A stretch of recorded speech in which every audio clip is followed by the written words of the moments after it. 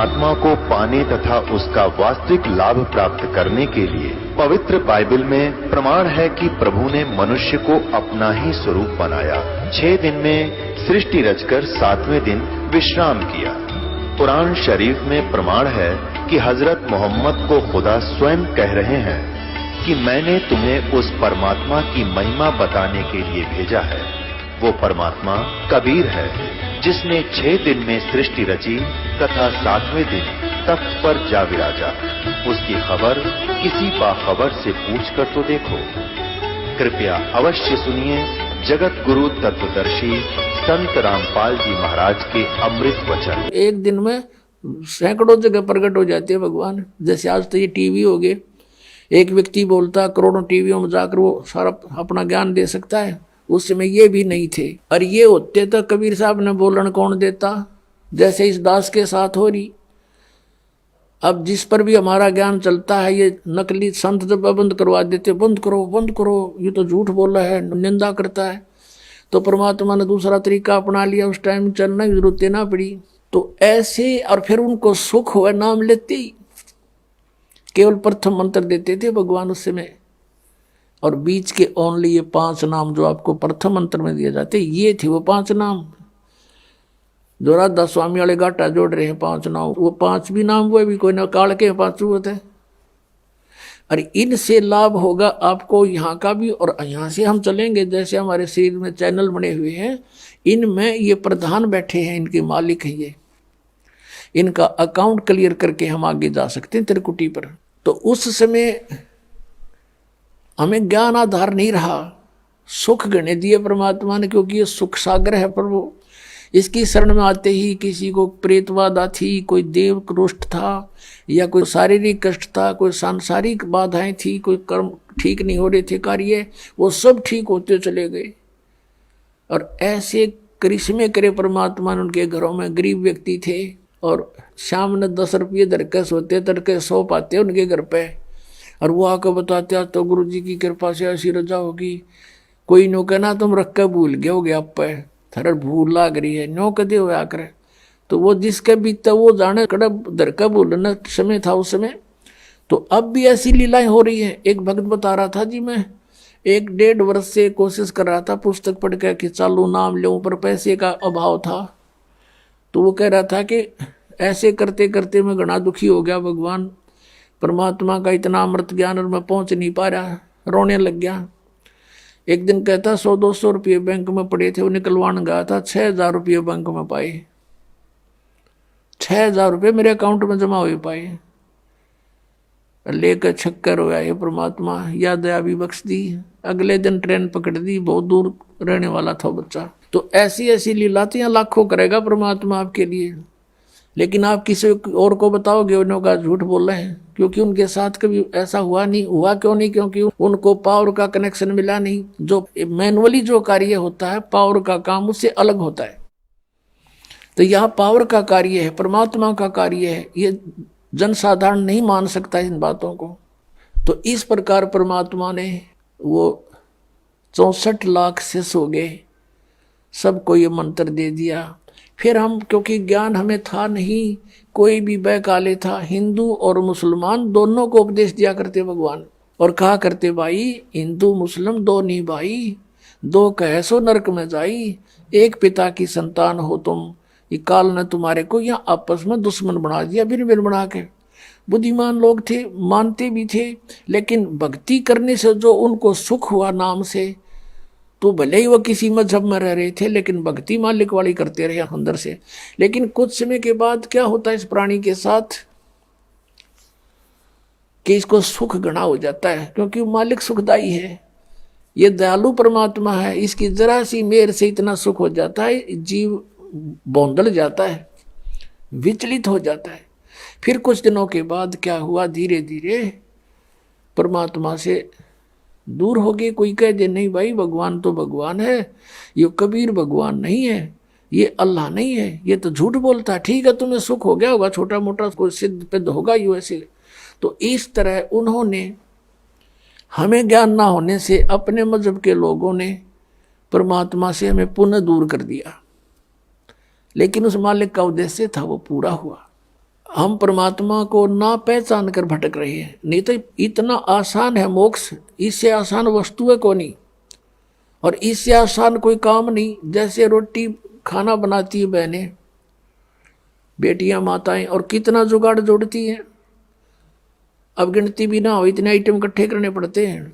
परात कितना, फिर तवा, चूल्हा, लकड़ी, तेल है, और फिर कटोरा, फिर चम्मच, फिर नमक, मिर्च, नरी आइटम इकट्ठी करके, और फिर आटा बनाना, फिर सब्जी काटना, छौंक लाना है। और इसी गर्मी हो चाहे सर्दी, उसमें वो चाहे वर्षा हो।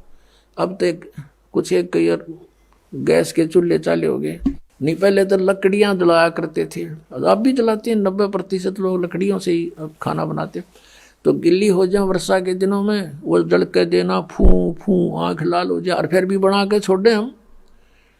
और परमात्मा के भजन में कुछ भी तो ना, जीभ भी ना लानी, अरियो ना होता हमारे थे, देखे खोटे लाग रहे।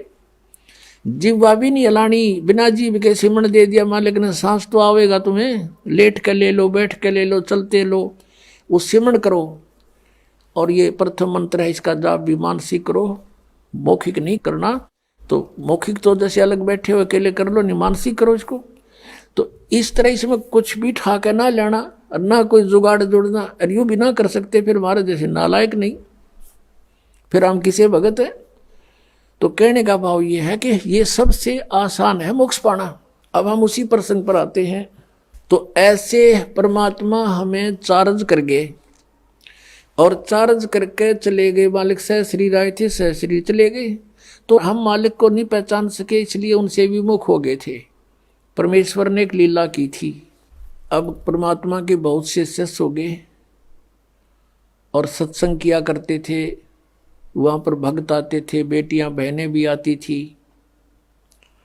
तो जब हमें सुख हो जाता है तो हम अपने परमात्मा में भी दोष निकालना शुरू कर देते। ये मन की आदत है, मन चाहता है इसे दूर करूं किसी प्रकार परमात्मा से। एक वैश्या थी गणिका, उस बेटी ने, बहन ने रात्रि के समय सत्संग सुन लिया। कोई दया हुई परमात्मा की, वह झांकी में बैठ गई अपने मकान में। रात का समय था, कहीं दूरी पर सत्संग हो रहा था, और रात्रि का जो साइलेंट पीरियड होता है, बिल्कुल शांत मौसम होता है, वातावरण, दूर तो का आवाज जाती है, और परमात्मा तो चाहे उसको सुना दे घर दूर बैठे। तो उस बेटी ने सारी रात सत्संग सुना कि मनुष्य जन्म परमात्मा पाने के लिए प्राप्त हुआ है, और इसकी भक्ति ना करके असंग जन्म कुत्ते बने, असंग जन्म गधे बने। वो सारी डिटेल मालिक ने सत्संग में सुनाई। तो उस बेटी का एकदम प्रेरणा होगी। पुण्यात्मा, सत्संग एक ऐसी वस्तु है, ये ऐसा तत्व है कि आत्मा को जोड़ कर धर देता है, चाहे कसाई भी क्यों ना हो। तो उस बहन की नींद हराम होगी कि तेने तो जुल्म कर दिया, तेरे तो कोड लगेगा, बुरा हाल होगा, और शुभ काम कोई बना नहीं है भगवान, अब क्या बने। सारी रात बेचैनी में इधर उधर घूमती रही। जब सत्संग के बोलिया तो अगले दिन वो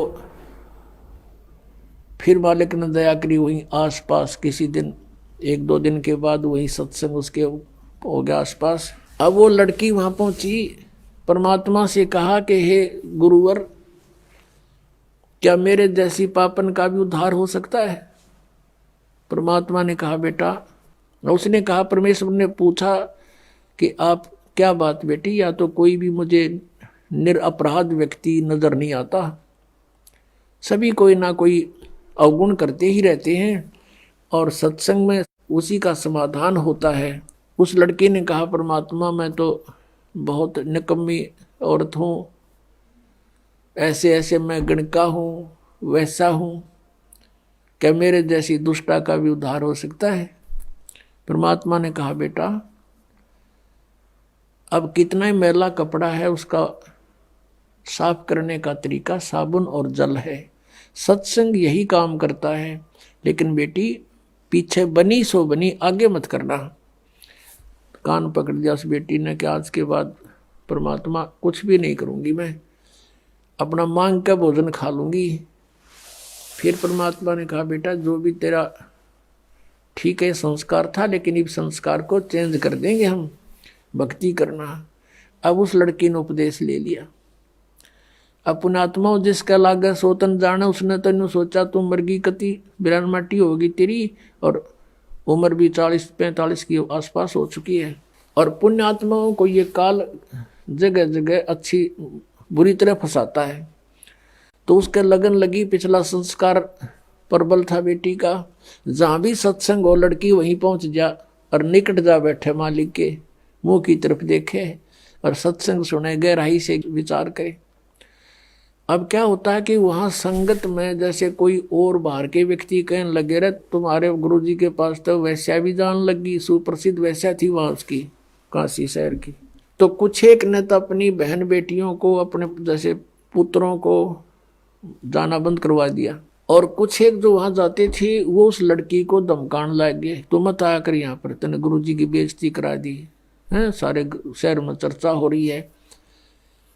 अब वह रुके क्योंकि उसको तो मुश्किल तरह पाया बेचारी ने, और वहाँ से दूर होगी तो उसने हिसाब ला लिया कि तेरा तो नाश हो गया, नरक में भी ठिकाना नहीं है। तो अगले दिन परमात्मा के सामने रोने लगी, प्रभु आपकी बेटी है तो पापन, प्रदाता अपना आश्वासन दिया है कि पापी भी पार हो जाते हैं, इस आस में मैं आपके चरणों में लग रही हूँ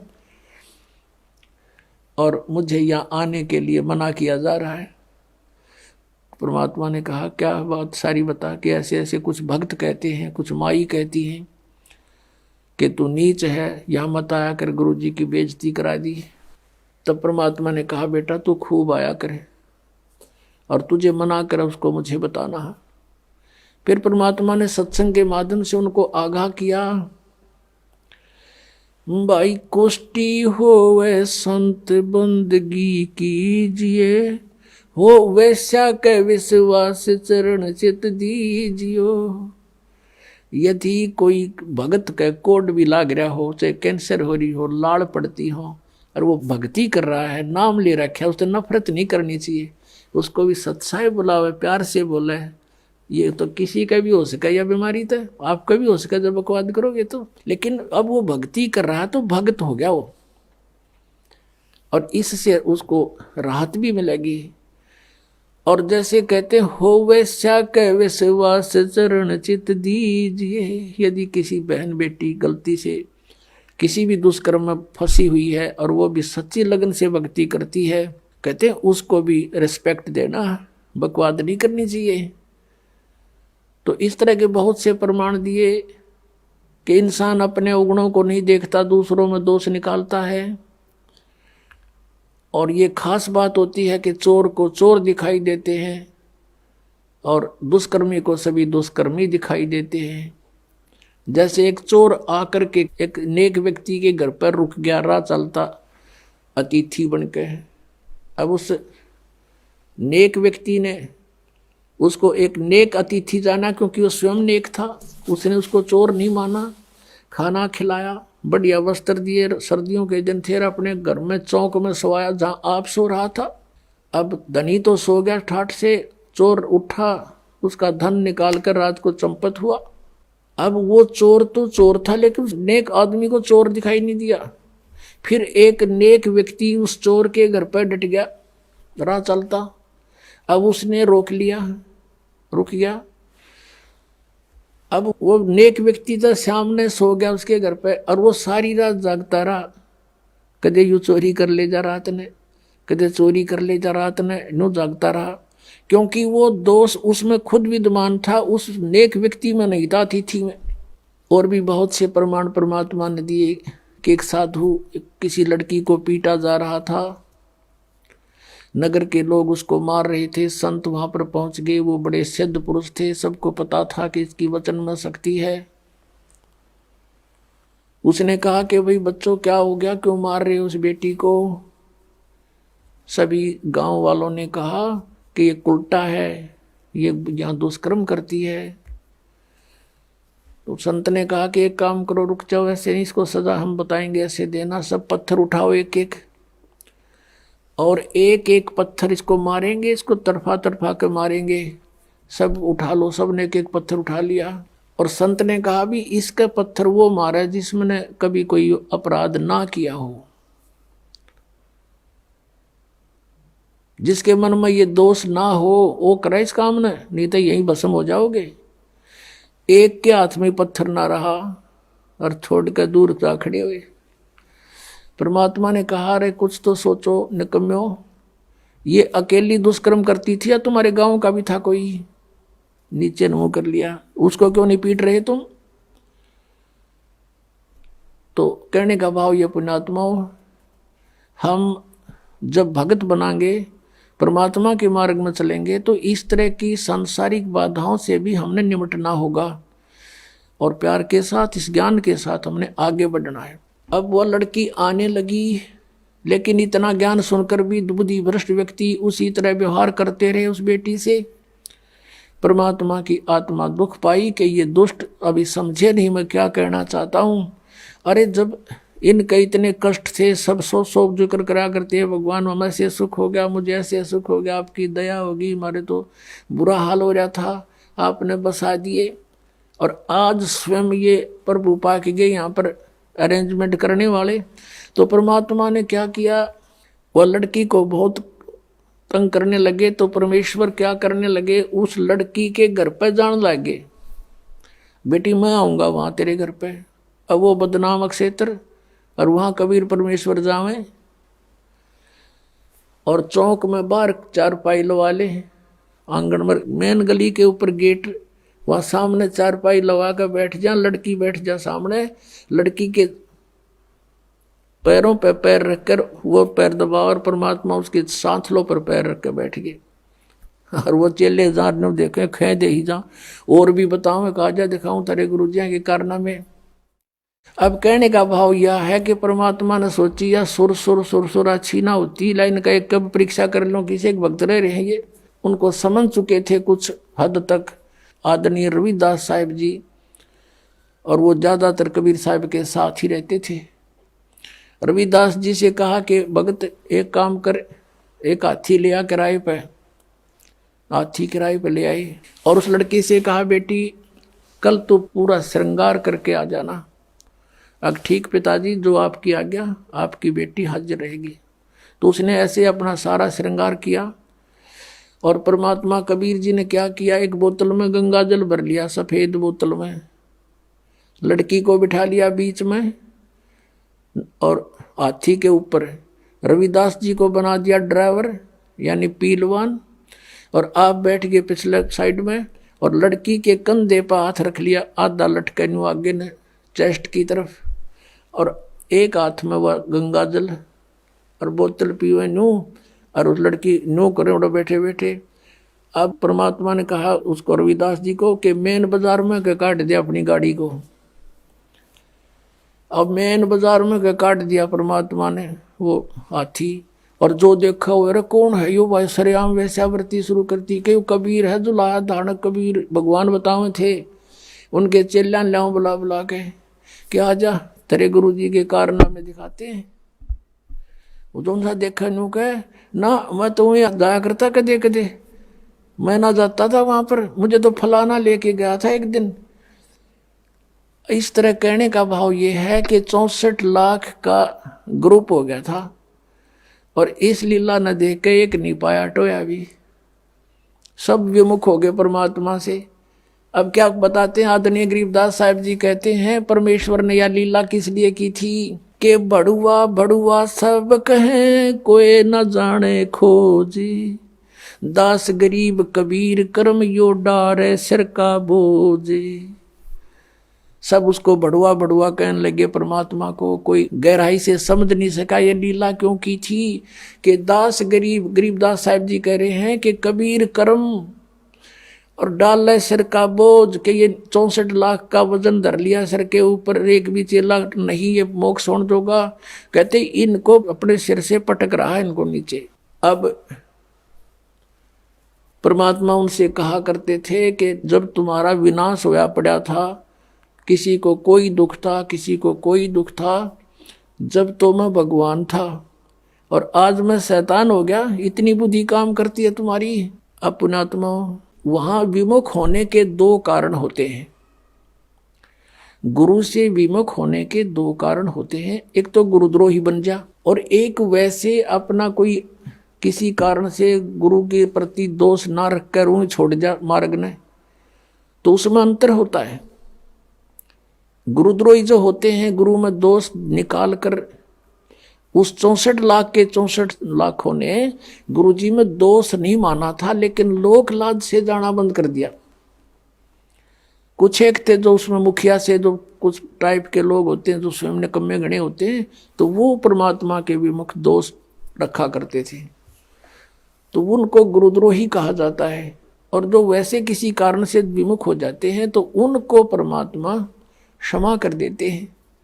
इनको मालूम है कि इन प्राणियों के ऊपर कई प्रकार के प्रेशर है, लेकिन अब पिछली पीढ़ी तक लाने के लिए उनको चार्ज कर दिया था, उनकी भक्ति करवा दी, उनसे दान धर्म करवा दिए थे, तो उस कारण से फिर मनुष्य जन्म मिलते हुए आप जी को अब तक आ रहे हो। और मनुष्य जीवन से जो आता है प्राणी, और अब भी उसको मनुष्य जीवन प्राप्त है, उसके कर्म भी बहुत अच्छे होते हैं, उसका स्वभाव भी अच्छा होता है, और परमात्मा के बिना वो रह नहीं सकता। तो वो स्थिति आप जी की है। आप कहीं ना कहीं भटक रहे थे भगवान की खोज में, चाहे कर रहे थे कुछ भी, वही यहाँ आ रहे हैं। या बिल्कुल कोई नहीं कर रहा था, वो कोई एक आधा वैसे संस्कार वश ना उसका, तो वो वैसे एक आधा पुण्यकर्मी प्राणी होता है। वो एक आध कहता है जी मैं तो उसे पूजा किसी की नहीं करा करता, और नास्तिक भी नहीं था, तो वो अलग बात है, और वो भी सुखी था। और जो तुम साधनाएं करते थे, ऐसा लगता था जैसे हम ये पूजाएं करते हैं शायद ही इसे सुख है, और दुख आने लगे जब वो पूजाएं कोई सहयोग मिला नहीं। तो इस प्रकार हमने इस ज्ञान को भी समझना है और भगवान को भी जानना है। तो अब परमात्मा ने आपको ये ज्ञान साथ दिया है, और इस ज्ञान के आधार से, और पहले हमने जो फॉल पॉइंट हमारे हुए जिससे हम फेल हुए, वो भी याद दुआ रखे थे दास ने। तो ये क्रोथा कांड जो हुआ, इसका कारण यही था कि इस दास ने नकलियां की पोल खोल दी सबकी, और इन लोगों ने अफवाहें फैलवा दी मंत्रियों की और मुख्यमंत्रियों की, सरकार का सहयोग भी ले लिया, उनको मिसगाइड कर दिया कि वो क्रोधाश्रम में ऐसा होता। समाचार पत्रों में भी ऐसी भूंडी बदनामी कर दी, लेकिन मेरा एक भी बच्चा हमसे दूर नहीं हुआ, क्योंकि वो दास को बहुत गहराई से समझ चुका था। तो इसलिए आज वो जो पहले फेल हुए थे तुम आज पास हो गए। किस कारण से पास हुए? कि आप जी ने परमात्मा को पहचान लिया, आप शिक्षित हैं। वेदों को दिखाया दास ने, गीता जी को दिखाया, पुराणों को दिखाया, अन्य नकलियों के सब आपके सामने इतिहास दिखाए, तो आपको 100% विश्वास हो गया कि कबीर इज गॉड, और हमारे गुरुजी हैं, चाहे कोई कुछ भी कहो। तो इस प्रकार से वो जो पहले हम फाउल हुए थे, ईब ना हुए, तो अब हम पार हो जाएंगे। हमने भगवान को पहचान लिया, कबीर परमात्मा को परमात्मा मान लिया, और ऐसे बिना हम आगे चल नहीं सकते थे। ऐसी बेहुदी अफवाहें फैलाई गई थी समाचार पत्रों के माध्यम से, मीडिया के चैनलों के माध्यम से। यदि अब नया भक्त कोई आया हो और उनको देख ले तो आज भी नफरत हो सकती है उसको, लेकिन मेरे साथ जितने भी लाखों की संख्या में थे, एक भी वापस नहीं हुआ, क्योंकि ये बहुत अच्छी तरह समझ चुके थे। दास ने इनको तोते की तरह पढ़ा रखा था, या बैठा बैठा के, जैसे ही बाप के साथ प्रयत्न हो रहा है। अब जो प्रसंग चल रहा है, जो जन मेरी शरण है ताका हूं मैं दासी, गेल गेल लाग्या फिरूं जब तक धरती आकाशी, जो बच्चा गौ की नजर में यूं साईं को संत, भक्तों के पीछे फिरे यू भक्त वत्सल भगवंत। परम पूज्य कबीर परमेश्वर ये भक्त वत्सल भगवान है। अब उन्हीं आत्माओं में से एक आत्मा मुसलमान घर में जन्म हुआ, उसका राबिया नाम था, उसका राबी। अब परमात्मा किसे दयालु हैं, जैसे आपको बहुत बार वेदों के प्रकरण दिखाए हैं। ऋग्वेद मंडल नंबर 9 सूक्त नंबर 86 के मंत्र 26-27 में, ऋग्वेद मंडल नंबर 9 सूक्त 82 के मंत्र 1, 2, 3 में, ऋग्वेद मंडल नंबर 9 सूक्त 96 के मंत्र 16 से 20 में, ऋग्वेद मंडल नंबर 9 सूक्त 1 मंत्र 8 और 9 में, ऋग्वेद मंडल नंबर 9 सूक्त 20 मंत्र 1 में, और भी अनेकों स्थानों पर समय आने पर मालिक की दया होगी इन वेदों का एक अच्छी तरह से जो अनुवाद किया जाएगा। तो वेदों में भी लीला लिखी है, भगवान ऐसी लीला करता है। वो परम अक्षर ब्रह्म पूर्ण परमात्मा है, वो ऊपर रहता सतलोक में, सचखंड में, और वहां से गति करके आता सशरीर, और वो 3 प्रकार से शरीर धारक है, 3 प्रकार के शरीरों से सभी का धारण पोषण करता, सबकी संभाल करता है। एक रूप तो परमात्मा का सतलोक के अंदर स्थिर है, जिसमें करोड़ सूर्य करोड़ चंद्रमा मिला दे एक रोमकूप की इतनी रोशनी है, मनुष्य दृश्य है। और दूसरी टाइप का जो शरीर मालिक धारण करते हैं, नवजात शिशु का रूप धारण करके प्रकट होते हैं किसी तालाब के ऊपर जल पर, इसलिए उसको नारायण बोलते हैं। वो निर्धारित कार्य होता है परमात्मा का, किसी संस्कारी हंस वहाँ से कोई उठा ले जाते हैं और वो फिर उस परमात्मा की परवरिश की लीला एक कुंवारी गायों से होती है। वो कुंवारी गायों का दूध पीते हैं और नहीं पीते हैं, और वो परमात्मा वहाँ से चलकर आते हैं। वो कबीर देव है, कबीर साहब है वो, और अच्छी आत्मा को मिलते हैं, उनको ज्ञान देते हैं। तो इसी आधार से परमात्मा स्वयं भी कहते हैं, गोता मारूं स्वर्ग में जा बैठूं पाताले, कहे कबीर ढूंढता फिरूं अपने हीरे मोती लाले। ये खुद भगवान भी कहते हैं। और जिनको परमात्मा मिले वो भी यही बताते हैं, जैसे आदरणीय नानक साहिब जी को मिले बेई नदी पर सचखंड से सतलोक से सतपुरुष आए कबीर देव जी, और उनको बेई नदी से अंतर ध्यान करके सचखंड में लेकर गए, फिर वापस छोड़ा सतलोक से। उन्होंने आते ही नौकरी त्याग दी, एक नवाब के यहाँ नौकरी करते थे, और फिर परमात्मा की खोज में बनारस पहुँचे। और जहाँ देखा था ऊपर भी सतलोक में परमात्मा एक जिंदा महात्मा के रूप में आकर नानक साहिब जी को ऊपर लेकर गए थे। अब उसी रूप में परमात्मा सतलोक के अंदर विराजमान, उसी शकल में, और उसी रूप में जुल्हे का काम कर रहे बनारस में, काशी में। वहाँ जब जाकर देखा और सचमुच ये तो वो परमात्मा है जो मुझे सचखंड लेकर गया था, सतलोक में देखा था।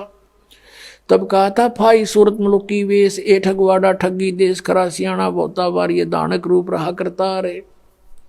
अब फिर नानक जी की कोई ना सुने, वहाँ जुला इकट्ठे हो गए, न कहीं पंजाब तो आके यो बौली बौली बात करे इस नीरू के पुत्र ने भगवान बतावे। अब कहने का भाव ये है कि जो लीला वेदों में लिखी है कि वो परमात्मा सतलोक से चलकर आता है और यहाँ पृथ्वी पर प्रकट होता है, अच्छी आत्माओं को जा जाकर मिलता है। आदरणीय मुलुकदास जी को मिले, आदरणीय दादू साहिब जी को मिले, आदरणीय गरीबदास साहिब जी को मिले, आदरणीय घीसा दास साहिब जी को मिले, गांव खेकड़ा जिला मेरठ उत्तर प्रदेश में। आदरणीय गरीबदास साहिब जी को मिले, गांव छुडानी जिला झज्जर हरियाणा में। और गरीबदास जी ने कहा था कि सर्व कला सतगुरु साहिब की हरियाए हरियाणे नू, तुम कहते हो भगवान हमने पाया को नहीं, निराकार है, मैं कह रहा हूँ हरियाए हरियाणे नू। गरीबदास जी कहते हैं मैं कह रहा हूँ हरियाए हरियाणे नू। परमात्मा यहाँ आए थे हमारे पास जब तक हरियाणा बना भी नहीं था, ज्वाइंट पंजाब था, और शब्द बोले गए हरियाए हरियाणे नू परमात्मा के वचन से, यू अलग क्षेत्र हरियाणा बन गया। नहीं तो आज हम इस वाणी को कैसे स्पष्ट करते कि हरियाए हरियाणे नू, तो ये हरियाणा क्षेत्र बना दिया मालिक ने, बनवाना ही था। ये कहते हैं साध वचन पलटे नीचे पलट जा ब्रह्मांड। अब जो प्रसंग चल रहा है वहीं आते, इसी आधार से परमात्मा उस लड़की को मिले राबिया को जा करके। 12-13 वर्ष की लड़की थी, खेतों से चारा लेकर आ रही थी। परमात्मा वहाँ एक कुएं पर बैठ गए, लड़की भी बैठ गई, क्योंकि पिछली आत्मा जो होती है, कहते हैं साधु दर्शन राम का और मुख पर बसे सुहाग, दर्श उन्हीं को होते हैं जिनके पूर्ण भाग। कबीरा साधु दर्शन का साहिब आवे याद, वो है समय लेखे में बाकी का समय बर्बाद। अब आत्मा साधु संत को देखकर बड़ी खुश होती है कि भगवान इन संतों के रूप में ही आता है। वो लड़की बैठ गई, परमात्मा के तरफ देखकर एकदम आसक्त ऐसी होगी, खिंचाव सा बना कि तो महात्मा है कोई। तो उससे प्रश्न किया कि आप कौन हो, कहाँ से आए हो? तो परमात्मा ने कहा बेटी मैं अल्लाह अकबर हूँ। अब लड़की ने सोचा अल्लाह अकबर है, आप सचमुच? हाँ मैं बेटी, मैं खुद खुदा हूँ। तो कहने लगे आप यहाँ किस लिए आए हो? कि मैं आपके लिए आया हूँ बेटी, आप साधना गलत कर रहे हो, आप सच साधना कीजिए। आप जो मुसलमान धर्म के अंदर साधनाएं करते हो, ये साधनाएं पाप की हैं। मांस खाते हो, हैं तुम, ईद बकरीद मनाते हो, ये साधनाएं अच्छी नहीं है तुम्हारी। वो कहने जी हम नमाज करते हैं। नमाज तो अच्छी बात है, वो तो प्रार्थना है प्रभु की, लेकिन करती किसकी हो? अब किसी की एप्लीकेशन लिख कर चल पड़े, नाम अगले का लिखा नहीं कि किसको देनी है, किसी डीसी को देनी है या कमिश्नर को देनी है, नाम की तरह लिखा नहीं, साहब लिख दिया ऊपर। अल्लाह कहो साहब कहो तो कौन सुनेगा तेरी एप्लीकेशन ने? या नमाज तुम करते भी हो तो तुम किसके नाम भेज रहे हो? ये क्यों? तो बेचून अल्लाह है। बेचून है, फिर तुम्हें क्या मदद करेगा? वो बेचून है तो निराकार है। तो लड़की, वो तो मालिक के सामने इस अज्ञान का कहाँ ठिकाना है। लड़की बहुत प्रभावित हुई, कहा बेटा तुम असक जन्म हो गए भटकत्या ने हैं, अब पिछले जन्म में मनुष्य थे तो अब मनुष्य हो गए, अगले जन्म में भक्ति ठीक ना हुई तो पशु बन जाओगे या मनुष्य भी बन गए, तो ये प्रोसीजर फिर शुरू तुम्हारा, ये कोई एंड है इसका? तो बेटी बहुत प्रभावित हुई और उसने कहा भगवान फिर क्या करूं? कि बेटी उपदेश ले मेरे से और भक्ति कर डट के, अपना भजन किया करे। कहने लगे जी ये साधना है जो मुसलमान धर्म की है, ये ना करना बिल्कुल भी। जैसे मैं कहूँ ऐसे नमाज ये कर जो मैं आपको बता रहा हूँ, भक्ति करते रहना और ये मांस मिट्टी नहीं खाना। जो बोले जी वो कंपलसरी कर देते हैं, नमाज भी करनी होती है कि नमाज भी कर लेना, लेकिन टेक का मत्था अपना यू मंत्र करती रहिए, बस हो गई नमाज। बोला जी ठीक है। तो उस लड़की ने उपदेश ले लिया, मालिक उपदेश देकर चले गए। इतनी प्रेरित होगी ज्ञान से, उसने फैसला कर लिया कि मैं विवाह नहीं कराऊंगी और अपना मोक्ष कराऊंगी।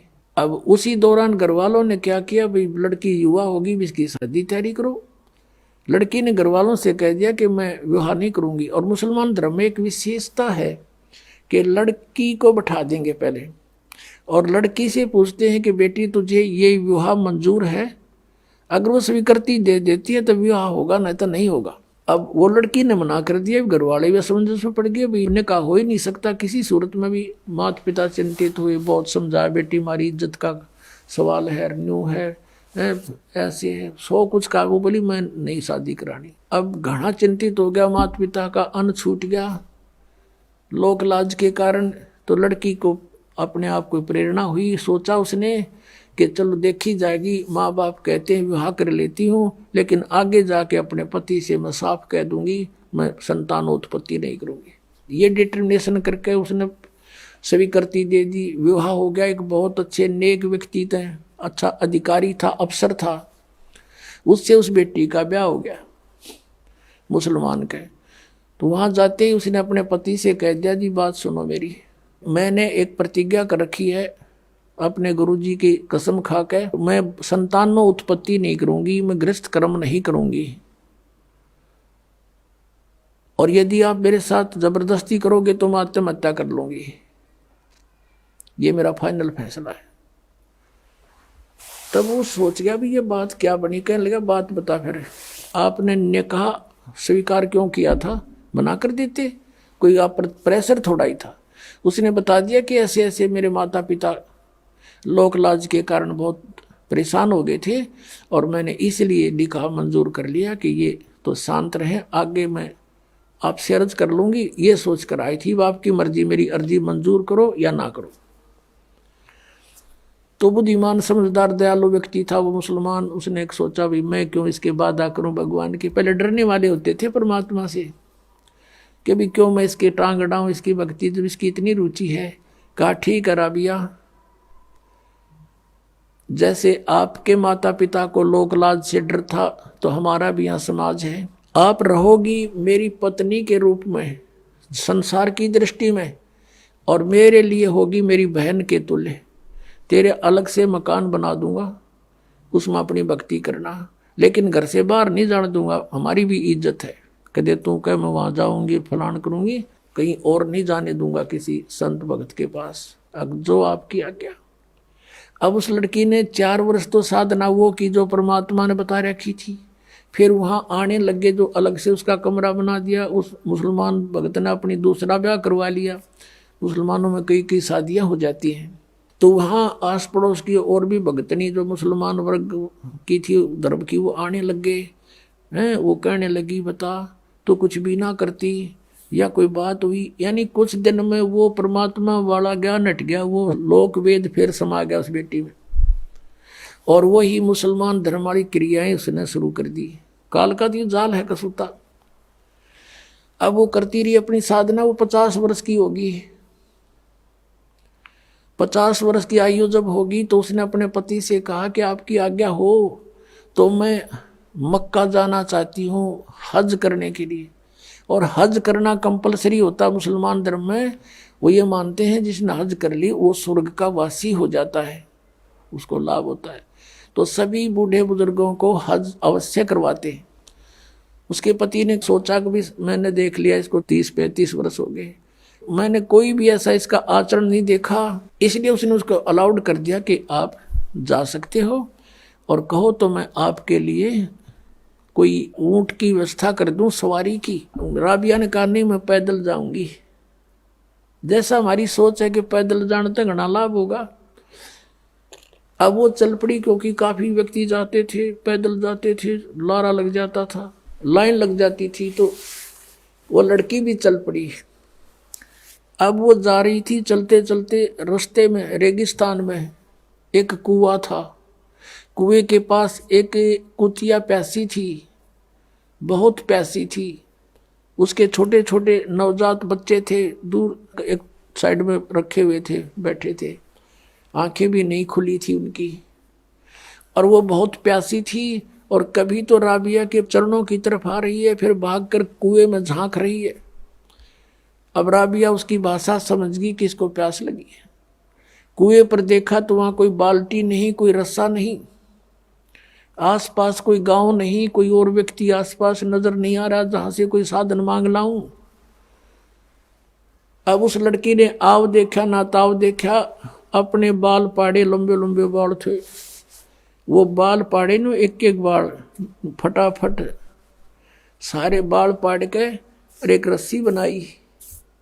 ये है मुसलमान, ये मांस खावर उदमस्ता रहे, ये मुसलमान नहीं है। वह लड़की थी मुसलमान। कहते दया बिना दरवेश कसाई, जिसके दया नहीं वो भगत किसा।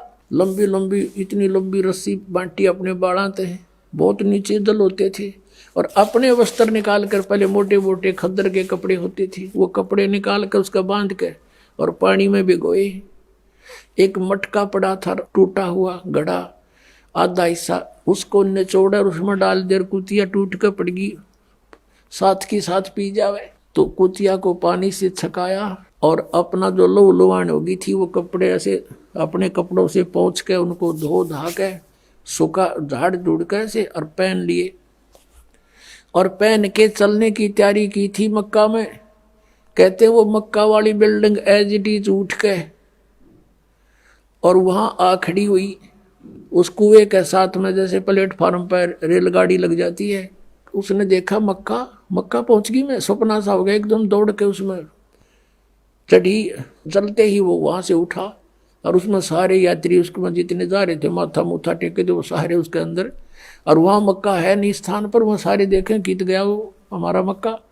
तो फिर कुछ देर के बाद वो विमान की तरह वापस जाके वहीं स्थापित हो गया। अब इस कारण से पूरे मुसलमान धर्म में उस क्षेत्र में ये हो गया, वह भक्ति होता राबिया कैसी, भक्ति होता राबिया जैसी। मक्का भी वहां बुला लिया राबिया ने, पक्का इसके लिए वहां पहुंच गया। अपने आत्माओं ये समझना कि जैसे दास आपको बता रहा था कि पहले जो भी हमें सुख होता था या कोई घर में ऐसी अच्छी घटना होती थी तो हम ये सोचा करते थे जो साधनाएं हम कर रहे हैं इसी से हुआ हमारा, और ये थे पिछले पुण्य। उन पुण्यों से उसके अंदर दया हुई, दया से उसमें इतनी हिम्मत आई कि बाल पाड़ दूं, पाड़ के दिखाओ 4 बाल, आप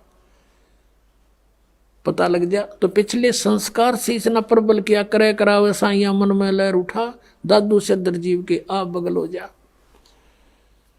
उसके बाद वो तो उधर तो प्रशंसा की पात्र बन गई, सब जगह गुणगांव में। अगला जन्म उसका एक बनसुरी नाम की लड़की का हुआ, बनसुरी नाम की लड़की का।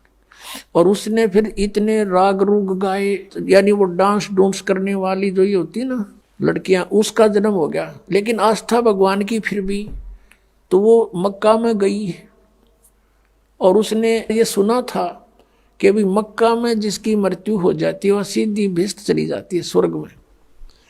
अब पिछले संस्कार परमात्मा की भक्ति कर रखी, 4 वर्ष वो अंगड़ाई ले रहे थे, उसमें इतनी हिम्मत आवे थी।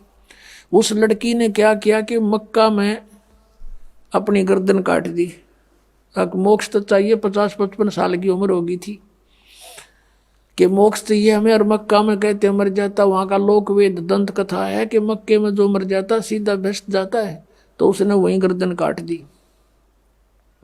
और सब ने न्यू हो गया भाई, बनसुरी तो गई स्वर्ग में, बनसुरी सीधी गई स्वर्ग में, क्योंकि मक्का में उसने अपनी कुर्बानी दे दी। तो मुसलमान इसको कहते हैं जो अपनी कुर्बानी दे, बकरियां के गल काटे वह कुर्बानी है।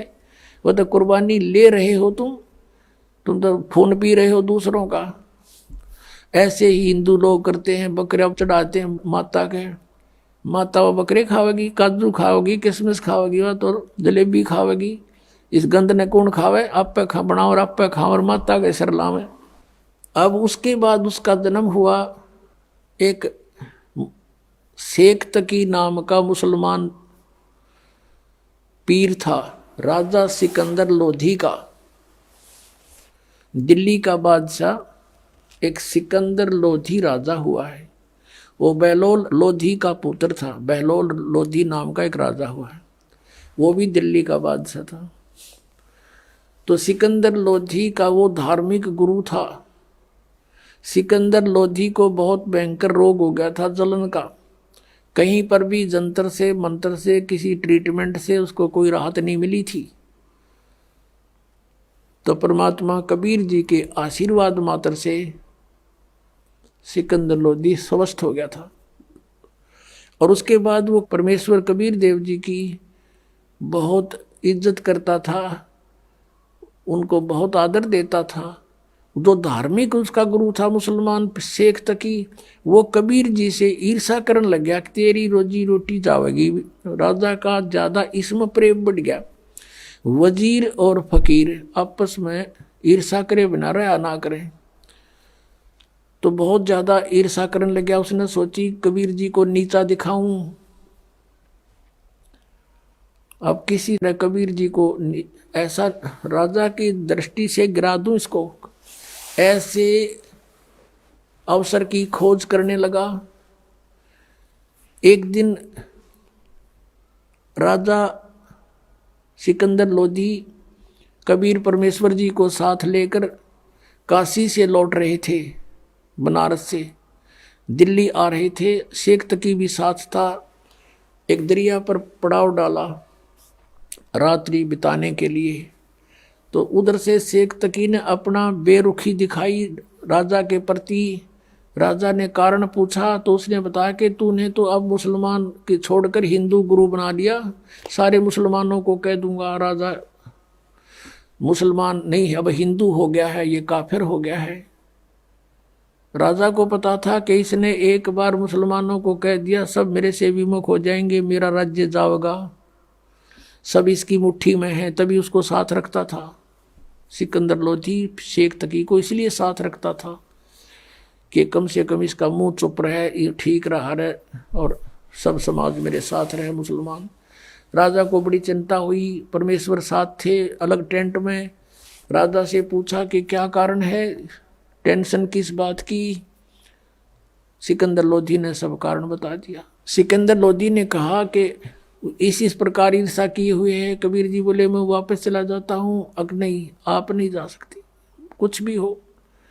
फिर सिकंदर लोधी ने फिर कारण पूछा कि आप कैसे प्रसन्न हो गए शेख तकी, कि मैं तब प्रसन्न होऊंगा तू जिसको भगवान कहता है, अल्लाह कहता है कबीर को, मेरे सामने कोई मुर्दा जीवित कर दे। क्योंकि सिकंदर लोधी ने स्वामी रामानंद जी जो कबीर परमेश्वर जी के गुरुजी थे, उन्होंने कोई ऐसा अपशब्द कह दिया था मुसलमानों के बारे में सिकंदर लोधी को, उस रामानंद जी ने, तो सिकंदर लोधी ने रामानंद जी की गर्दन काट दी थी।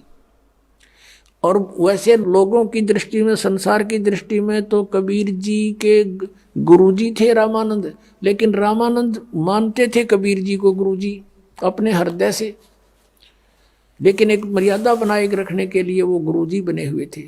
तो सिकंदर लोधी ने जब गर्दन काट दी तो कबीर परमेश्वर जी ने स्वामी रामानंद जी को तुरंत जीवित कर दिया था वही सिकंदर लोधी के सामने। एक तो वो देखा अपनी आंखों के सामने भगवान की लीला, और फिर अपना जलन का रोग उसका ठीक हो गया। इस कारण से वो इतना प्रभावित हो गया था, और शेख तकी को भी उसने आकर ये बताया था, हे पीर जी, ये तो अल्लाह का रूप आए हुए, मेरा दर्द ठीक हो गया, सारा रोग नाश हो गया। और ऐसे ऐसे इस रामानंद जी स्वामी ने हमारे मुसलमान धर्म के बारे में कुछ गलत बोला था, और मैंने इसकी गर्दन काट दी, मेरे सामने जीवित कर दी। ये तो अल्लाह का स्वरूप है, ये तो खुद मालिक आए हैं। इस चीज तो चढ़ गया, इतना ईर्षा करने लग गया। तो उस दिन कहता है कि मैं जब जानू मेरे सामने कोई मुर्दा जिंदा करे ये कबीर, नहीं तो मैं सब मुसलमानों को कह दूंगा कि राजा काफिर हो गया। सिकंदर लोधी ने कारण बताया कि शेख तकी ये कहता है गुरुदेव कि मेरे सामने कबीर जी कोई मुर्दा जिंदा करे, और नहीं तो सचमुच ये आग लगा देगा। मुझे ये चिंता का विषय बन गया। तब कबीर जी ने कहा कि कह दो इसको, कोई मुर्दा लिया होगा, ला देखते हैं, बड़ी बात है। अब शेख तकी से कहा सिकंदर ने, और वो कह रहे हैं कि लाओ कोई मुर्दा उठा के। कहने लगे मैं कहाँ से लाऊं, ऐसे कोई मुर्दा होगा जब देखेंगे। इतने में मालिक ने कहते हैं ओए है कि परमात्मा से अपने भगत का दुख इतना भी नहीं देखा जाता, एक सेकंड भी। आइए अब हम उन श्रद्धालुओं के अनुभव जानते हैं जो जगत गुरु तत्वदर्शी संत रामपाल जी महाराज जी से दीक्षा प्राप्त कर चुके हैं तथा उनके द्वारा बताए गए भक्ति मार्ग पर चल रहे हैं। नमस्कार सर। नमस्कार जी। सर क्या नाम है आपका? मेरा नाम सनातन दास है। सनातन जी आप कहाँ से हैं? मैं उड़ीसा के सुंदरगढ़ डिस्ट्रिक्ट से हूँ। संत रामपाल जी महाराज से नाम दीक्षा आपने कब ली? मैंने संत रामपाल जी महाराज से 18 जुलाई 2013 को नाम लिया। संत रामपाल जी महाराज से नाम दीक्षा लेने से पहले आप क्या भक्ति साधनाएं करते थे? संत रामपाल जी महाराज से नाम दीक्षा लेने के पहले हमारे घर में मतलब ज़्यादा पितृ पूजा करते थे और ऐसे किसी देवी देवता को नहीं मानते थे, तो सिर्फ पितृ पूजा ही करते थे। लेकिन घर में बहुत मतलब भूत प्रेत की बाधा सबको थी, और हमारे पापा भी मतलब झाड़ फूँक वगैरह करते थे। माता को भी मतलब माँ की मतलब मंगला माँ जैसे हम लोग ने इधर उड़ीसा में बोलते हैं, वो माता उनको लगती थी, और वो जब माता उनको ऊपर आते थे तो सारी बात बताते थे, मतलब जैसा भी मतलब उनके ऊपर माता जी का मतलब सवार आता था। तो यही सब पूजा से हम लोग अवगत थे। मैं जगन्नाथ मंदिर गया हुआ हूँ, लेकिन जो हमारे घर में जो पूजा पितृ पूजा को ही ज़्यादा श्रेष्ठ मानते थे और उसी का पूजा हम करते थे। तो फिर आप संत रामपाल जी महाराज की शरण में कैसे आए? ऐसा हुआ कि हमारी माता जी थी, 90 वर्ष की थी, और वो हमारे घर से मतलब सीढ़ी है, 2-4 सीढ़ी है, जो वहाँ से उतरते समय मतलब वो गिर गई। गिरने के बाद मतलब उसकी जांघ की हड्डी टूट गई और उनका ऑपरेशन कराना पड़ा।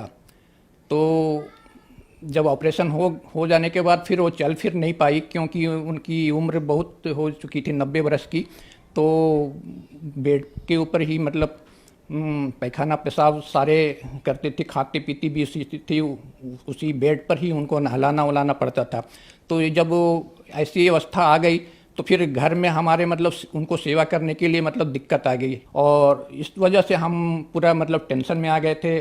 और बहुत ही मतलब ऐसा हो गया था कि मतलब हमेशा मतलब घर में लड़ाई झगड़ा मतलब हम, और हमारे अंदर मतलब गुस्सा हमेशा हो जाता था, मतलब छोटी छोटी बात को लेकर, माँ को लेकर भी टेंशन। तो इस तरह से मतलब हमारे अंदर भी मतलब बहुत बीमारी मतलब टेंशन की वजह से आ गई थी, सर दर्द रहना, और इस वजह से। तो ऐसा हुआ कि मतलब जब मैं घर में इस तरह की परेशानी आने लगी तो फिर हमारा मतलब झुकाव मतलब अध्यात्म की ओर चला, और मैं संत निरंकारी मिशन में एक मतलब साधक के जरिए मतलब वहाँ तक पहुँचा। तो वहाँ पर ही मतलब सेवा से मतलब हमको थोड़ा प्रेरणा मिली और माँ की सेवा मैं अपने हाथ से करने लगी। सुबह जल्दी उठता था, ड्यूटी से पहले मैं उनकी सेवा जितने भी मतलब करना पड़ता था करके मैं घर ड्यूटी में जाता था, और इस तरह फिर आने के बाद फिर मैं करता था। तो ऐसे ही करते करते मैं परमात्मा की ओर बढ़ने लगा, मतलब सिर्फ माँ को लेकर कि मैं इनकी सेवा कैसे करूं और मैं कैसे मतलब क्या कि मैं बहुत प्यार करता था उनसे। तो ऐसे ही हुआ, मतलब जब भी मुझे समय मिलता था तो घर पर रहते हुए मैं टीवी देखता था और आध्यात्मिक चैनल देखता था, भजन सुनता था और प्रवचन वगैरह सुनता था। तो चैनल लगाते लगाते संत रामपाल जी महाराज का सत्संग साधना चैनल में आ गया। तो जिस दिन मैं चैनल देख रहा था उसी दिन मतलब वो गीता खोलकर मतलब दिखला रहे थे। तो मैं थोड़ा सा प्रभावित तो हुआ, लेकिन मैं उनकी वेशभूषा से मतलब थोड़ा मतलब मुझे अच्छा भी नहीं लगा, क्योंकि मतलब वो मुझे उस तरह से मतलब जो हमारे मतलब भावना जैसी बननी चाहिए थी, जैसे साधु वो होते हैं जो प्रवचन देते हैं, उस तरह मेरे मन को नहीं भाया। तो फिर बाद में क्या, मैं गीता को देखा कि मतलब वो प्रमाण देकर बता रहे थे, तो थोड़ा थोड़ा रुचि बढ़ने लगी और मैं ऐसा हुआ कि मैं प्रतिदिन मतलब साधना चैनल उसी समय पर देखने चालू कर दिया। और जब ये हुआ कि मैं जब निरंकारी मिशन में मतलब 1 साल ही हुआ था, सिर्फ माँ की वजह से, सेवा करने की वजह से, तो सेवा से तो प्रेरणा हुई, लेकिन मैं जब संत रामपाल जी महाराज का जब ज्ञान सुना तो मैं सीधा मतलब इनकी ओर मतलब आकर्षित हुआ और मैं वो मतलब 15 दिन के अंदर ही मैं सिर्फ बरपाला के लिए मैं प्रस्थान किया और वहाँ जाकर 18 जुलाई 2013 को नाम दीक्षा ली संत रामपाल जी महाराज से। संत रामपाल जी महाराज से नाम दीक्षा लेने के बाद आपको क्या लाभ मिले? संत रामपाल जी महाराज से नाम दीक्षा लेने के बाद सबसे पहले तो मुझे अध्यात्म में मतलब परमात्मा की प्राप्ति हुई, सच्चा भगवान, सच्चा सद्गुरु और सच्चा नाम प्राप्त हुआ। दूसरा क्या है, हमारे मतलब मानसिक रोग, जैसे मतलब हमारे आर्थिक स्थिति को लेकर मानसिक तनाव भी हमारे बहुत थे। मतलब बहुत कम सैलरी में प्राइवेट जॉब करता था टेक्निकल लाइन में, तो बहुत कम ही मतलब बहुत मेहनत करनी पड़ती थी और सैलरी बहुत कम मिलती थी। जैसे हमारा घर का गुजारा नहीं होता था, हमारे छोटे छोटे बच्चे सब पढ़ते लिखते थे माँ को लेकर, और उनको ऑपरेशन वगैरह जो भी है हमारे मतलब घर में हम भाड़ा मतलब रेंट में रहते थे, तो ये सब वजह से मैं उतना बेयर नहीं कर पाता था।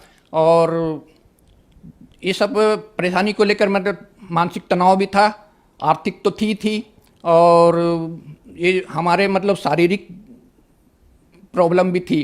शारीरिक प्रॉब्लम ये थी कि मैं जो भी साधु संत हमारे द्वार पर आते थे तो हम लोग मतलब उनसे खाली मतलब ये जानना चाहते थे कि हमारे मतलब भाग्य में क्या लिखा हुआ है। हाथ दिखाने की चाह थी। वो हमारे जो पत्नी थी वो भी मतलब कोई भी साधु संत आते थे तो उनको हाथ दिखाते थे। तो सभी ने मतलब प्राय सभी ने ये बताते थे कि आपकी पति की मतलब आयु 50 से 52 वर्ष की है और इसके बाद उनकी मृत्यु हो जाएगी। उसके बाद मतलब आप भी 3-4 साल तक मतलब आपकी भी मृत्यु हो जाएगी उनके मरने के बाद, और वो 3-4 साल मतलब आपको बहुत ही कष्ट होगा। तो इस तरह से मतलब 50 और 52 के बीच का मतलब मैं खाली समय मतलब मैं ये करने लगा। तो ठीक हमारी जो माँ की मतलब जो एक्सीडेंट हुई थी मतलब गिर कर मतलब पाँव की, तो वो ठीक समय था मतलब हमारा मतलब 48 ईयर्स में हमारा चल रहा था, और 2 साल के बाद हमारी माता स्वर्गवास हो गई। उसके बाद हमारा शारीरिक मतलब जो मतलब 48 के बाद से हमारा मतलब शारीरिक स्तर गिरने लगा। मुझे माइग्रेन हो गया और कमर दर्द हो गया, गैस्ट्रिक की बीमारी मुझे बचपन से ही था, दवा मैं सब हमेशा खाता था।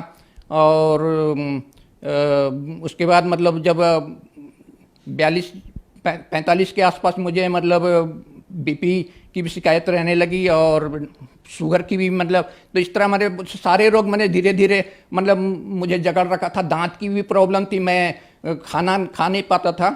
तो मुझे हमारी पत्नी मतलब उसको ग्राइंड करके, मतलब ग्राइंडिंग मशीन में ग्राइंड करके देती थी। तो इस वजह से मैं शारीरिक का स्तर मेरा पूरा गिर चुका था। हमारे शरीर का मतलब आप हर मतलब जो ये है हड्डी है वो गिन सकते थे मतलब उस समय। तो इस वजह से मैं पूरा टेंशन में रहता था कि 50 बरस जैसे भी होने लगा तो मैं बहुत ही मतलब दुर्बल हो गया। और दुर्बल होके मतलब मैं सोच रहा था कि बस अब हम बताते थे कि मतलब 50-52 की वर्ष वायु में मतलब आपकी मृत्यु हो जाएगी। तो भविष्यवाणी के अनुसार हमारी मतलब आयु मतलब 50-52 के आसपास ही हो रही थी। तो मुझे चारों ओर से मतलब बीमारियों ने घेर लिया, जैसे कमर की दर्द, सर की दर्द, दांत की दर्द और गैस्ट्रिक की प्रॉब्लम तो मुझे बचपन से ही थी। डायबिटीज भी हो गई थी और ब्लड प्रेशर भी मेरा हाई हो गया था। गैस्ट्रिक मतलब बचपन से थी, जिस कारण से मुझे अल्सर हो चुका था और डॉक्टरों ने मतलब बता दिया था कि आप जल्द से जल्द मतलब ऑपरेशन की तैयारी कर लीजिए। तो आर्थिक स्थिति की वजह से मैं ऑपरेशन नहीं कर पा रहा था। क्या है कि हमारे छोटे छोटे बच्चे थे, बहुत मतलब खर्च बहुत ज़्यादा था, हम कम सैलरी में हम गुजारा करते थे। तो इस वजह से मैं सोच रहा था मरना तो है फिर। तो ऐसी दया हुई, संत रामपाल जी महाराज का सत्संग देखते देखते मैं उनसे प्रभावित हुआ और मैं उनसे जाकर नाम दीक्षा जब से लिया हूँ, मैं धीरे धीरे हमारा मतलब जो भी बीमारियाँ थी वो धीरे धीरे कम होना शुरू हुआ। संत रामपाल जी महाराज की दया से मैं आज पूरी तरह से स्वस्थ हूँ। मैंने जब से मैं नाम दीक्षा लिया 2013 के बाद मैंने किसी भी बीमारी का कोई भी दवा नहीं खाया हूँ और आज मैं पूरी तरह से ठीक हूँ। कोई भी बीमारी हमारे पास नहीं है। मुझे जो डायबिटीज़ थी और गैस्ट्रिक थी, गैस्ट्रिक के बाद मुझे अल्सर हो गया था और अल्सर में वो डॉक्टरों ने ऑपरेशन के लिए कह दिया था। उस समय मुझे परहेज भी करता था, दवा भी खाता था और जब से मैं संत रामपाल जी महाराज से नाम दीक्षा लिया हूँ, ना परहेज करता हूँ ना दवा खाता हूँ, मैं पूरी तरह से स्वस्थ हूँ। और हमारे घर में पूरा शांति है। पहले मतलब हर चीज़ के लिए मैंने घर में अशांति बनी रहती थी। पूरी तरह से सबने नाम दीक्षा ले लिया, संत रामपाल जी महाराज से सबने दीक्षा ले ली है और अभी पूरी तरह से हम खुशहाल हैं। पहले शराब भी पीता था और मांस वगैरह भी खाता था। हमारे घर में ही मतलब मुर्गी बकरी कटते थे, मतलब जो हमारी जो पितर पूजा वगैरह होती थी उसमें मतलब इसी का बलि देकर मतलब वो हमारे घर में ही बनता था और हम लोग खाते थे। इसके हम लोग आदी थे। और जब से मुझे मतलब गैस्ट्रिक और अल्सर की ये प्रॉब्लम हुई तो मैं धीरे धीरे ये सब कम कर दिया। लेकिन मालिक के शरण, संत रामपाल जी महाराज के शरण में आने के बाद मैं बिल्कुल ये सब छूता भी नहीं हूँ और अभी पूरी तरह से स्वस्थ हूँ। सर, संत रामपाल जी महाराज से नाम दीक्षा लेने के बाद आपको बहुत सारे लाभ प्राप्त हुए। तो जो दर्शक आज आपको टीवी पर देख रहे हैं और वो भी संत रामपाल जी महाराज से नाम दीक्षा लेना चाहते हैं तो कैसे ले सकते हैं? अभी बहुत सारे चैनल में संत रामपाल जी महाराज जी का सत्संग आता है। उनके सत्संग के दौरान नीचे पीली पट्टी चलती है, उसमें आश्रम के फ़ोन नंबर चलते हैं और उस फ़ोन नंबर से आप कांटेक्ट करके अपने नज़दीकी नामदान सेंटर का पता कर सकते हैं और वहां जाकर नाम दीक्षा लेकर अपना कल्याण कर सकते हैं। धन्यवाद जी। सत साहेब।